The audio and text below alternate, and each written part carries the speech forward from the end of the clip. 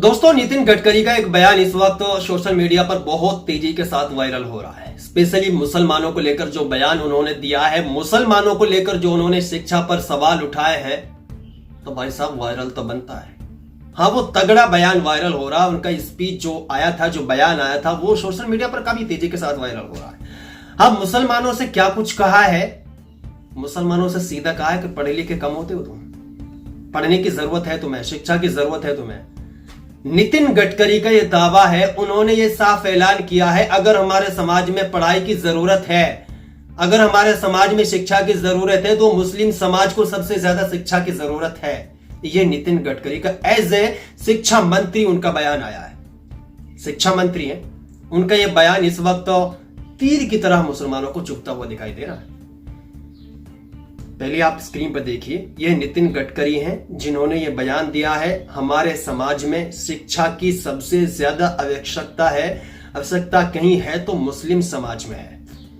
इनका मानना है मुस्लिम समाज सबसे ज्यादा पिछड़ा हुआ समाज है, सबसे ज्यादा अनपढ़ता से ताल्लुक रखने वाला समाज है।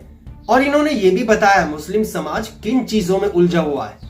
मुस्लिम समाज के पास मोस्टली वर्क क्या है, मोस्टली बिजनेस क्या है, मोस्टली यानी इनके वर्किंग क्या है, इन्होंने ये भी बताया। आप ये स्क्रीन पर देखिए, दुर्भाग्य ये 5 ही धंधे इस समाज में लोकप्रिय हुए हैं। ये 5 काम है जिनके अंदर मोस्टली मुसलमान उलझे हुए हैं। क्या नाम है? चाय की टपरी मुसलमान लगाते हैं, पान का ठेला, इसमें भी मुसलमान बिजी हैं, ज्यादातर मुसलमान करते हैं। कबाड़ी की दुकान, ये भी मुसलमानों की तरफ देखी जाती है, इसमें भी ज्यादातर मुसलमानों को ही आप देखेंगे। ट्रक ड्राइवर और क्लीनर, ये जो 5 ऐसे धंधे, ऐसे काम नितिन गडकरी ने बताए हैं, इनका मानना है देखो 30% दूसरे समाज के लोग भी इन कामों में है और 30% मुसलमान दूसरे कामों में भी बिजी हैं, लेकिन 70 to 80% मुस्लिम जो है इन 5 कामों में बिजी हैं। ये जो 5 काम आप देख रहे हैं ना, ये 5 काम मोस्टली मुस्लिम पर्सन जो है वो करते हैं। ये नितिन गडकरी का मानना है। बाकी इस पर नितिन गडकरी ने बहुत कुछ कहा है और मुसलमानों से अपील भी की है। मुसलमानों से यह भी कहा है, हमारे समाज में से इंजीनियर, डॉक्टर, आईएएस, आईपीएस बनेंगे तो समाज का विकास होगा। उन्होंने डॉक्टर एपीजे अब्दुल कलाम का भी एग्जाम्पल दिया कि जो शिक्षा, जो टारगेट, जो focus doctor APJ Abdul Kalam का था, उस पर मुसलमानों को चलना चाहिए।